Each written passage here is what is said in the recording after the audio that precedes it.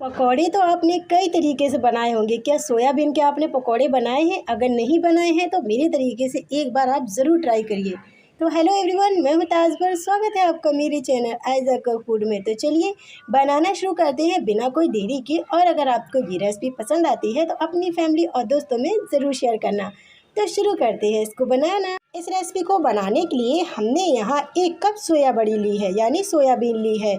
और हमने यहाँ सोयाबीन अपने परिवार के हिसाब से लिया। आप यहाँ अपने परिवार के हिसाब से कम ज़्यादा कर सकते हैं। तो मेज़रमेंट का आपको पूरी तरीके से ध्यान रखना होगा। तो यहाँ करते हैं हम अगली तैयारी। अब हमने यहाँ लिया है गर्म पानी, बॉयल किया हुआ पानी लिया है। नमक डालेंगे पानी में, अच्छे से मिक्स करेंगे इस तरीके से। और मिक्स करने के बाद यहाँ डाल देते हैं हम सोया बड़ी। और यहाँ इसको हम क्या करेंगे, 15 से 20 मिनट के लिए इसको ढक के रख देते हैं कि ये यहाँ पे सॉफ्ट हो जाए। सोया बड़ी यहाँ पे अच्छे से सॉफ्ट हो जाए। ये सॉफ्ट हो रही है तो यहाँ करते हैं हम अगली तैयारी। अब हमने यहाँ लिया है 1 कच्चा आलू, और आलू मैंने बड़ा लिया। अगर आपके पास छोटे हैं तो आप यहाँ 2 ले सकते हैं, बड़ा है तो 1 ले सकते हैं। यहाँ क्या करेंगे, आलू को कद्दूकस करेंगे। आलू को यहाँ हम बारीक वाली ग्रेटर की तरफ से कद्दूकस कर लेते हैं। आलू को हमने यहाँ कद्दूकस कर लिया है। अभी हम यहाँ आलू को पानी में डला रहने देंगे। अगर बाहर निकाला तो काला या लाल पड़ सकता है, तो इसीलिए यहाँ आलू को हम पानी में डला रहने देंगे। अब हम यहाँ करते हैं अगली तैयारी। यहाँ सोया बड़ी बहुत अच्छे से भीग गई है, तो चलिए यहाँ इसको हम निकाल लेते हैं और सारा पानी जो है ना, इसका हम निचोड़ लेंगे।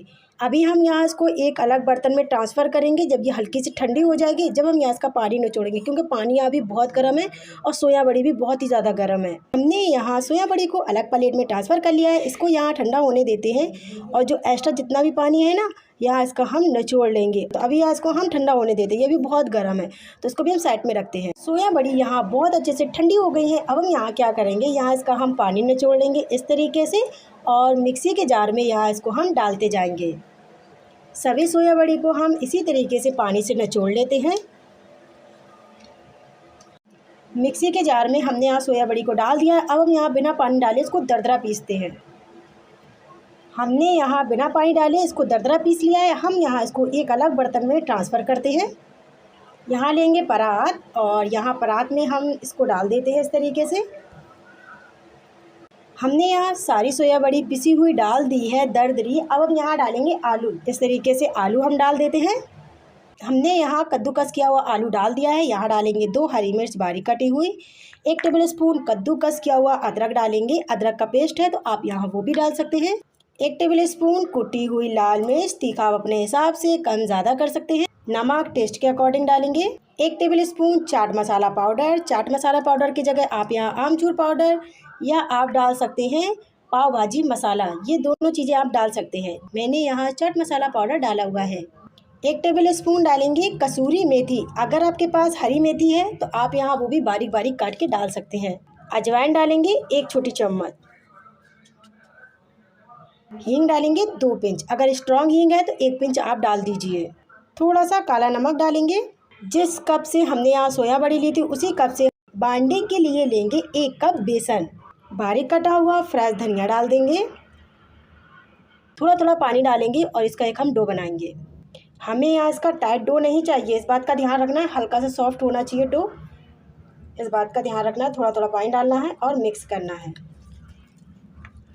हमने यहाँ सभी चीज़ों को बढ़िया से मिक्स कर लिया है। यहाँ डाल देते हैं कलर के लिए हल्दी पाउडर। आप हल्दी पाउडर पहले डाल दें, मैं भूल गई थी डालना, इसीलिए मैं बाद में डाल ली हूँ।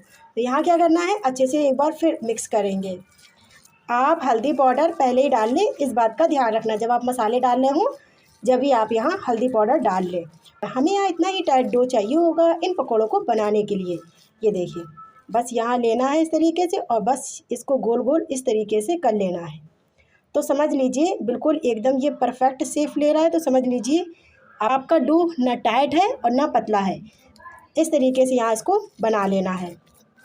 अब हम यहाँ क्या करेंगे, बिना कोई देरी किए चलेंगे गैस की तरफ।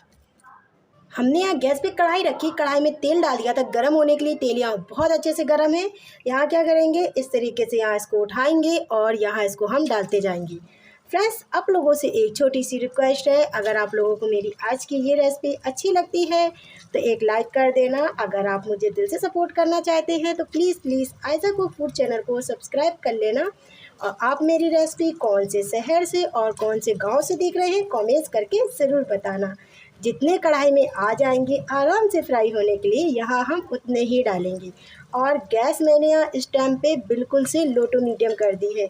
अगर आपने इसको फुल गैस पे फ्राई किया तो ऊपर से तो ये फ्राई हो जाएंगे लेकिन अंदर से ये कच्चे रहेंगे, इसीलिए यहाँ आप इसको लो टू मीडियम गैस पे फ्राई करें। तो बस जितने कढ़ाई में आ जाते हैं आराम से फ्राई होने के लिए यहाँ हम उतने ही डाल देंगे। जितने कढ़ाई में आ गए हैं आराम से फ्राई होने के लिए हमने यहाँ उतने ही डाले। अब हम यहाँ इनको क्या करेंगे, एक तरफ ये सिक गए हैं हल्के से, इनको हम पलट देंगे और अलटते पलटते हुए दोनों तरफ से बढ़िया से फ्राई करेंगे। यहाँ इसको हम इस तरीके से पलट देते हैं।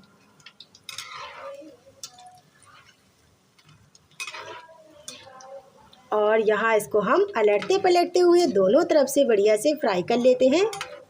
पलटते पलटते हुए हमने यहाँ इसको बढ़िया से फ्राई कर लिया है और इनको फ्राई होने में बिल्कुल भी टाइम नहीं लगता है। मैंने यहाँ इनको फ्राई किया है 5 से 6 मिनट के लिए। तो चलिए यहाँ इसको हम निकाल लेते हैं और बाकी के बचे इसी तरीके से हम फ्राई करेंगे।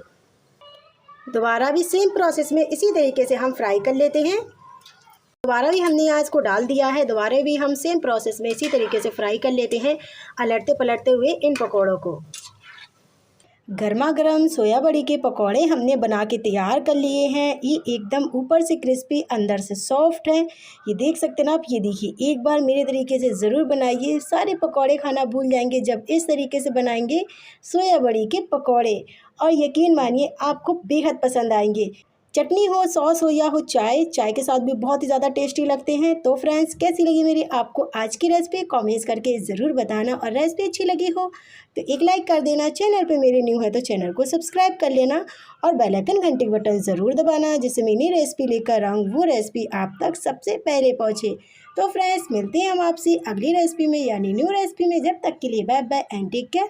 अपना ख्याल रखना, दुआ में याद रखना।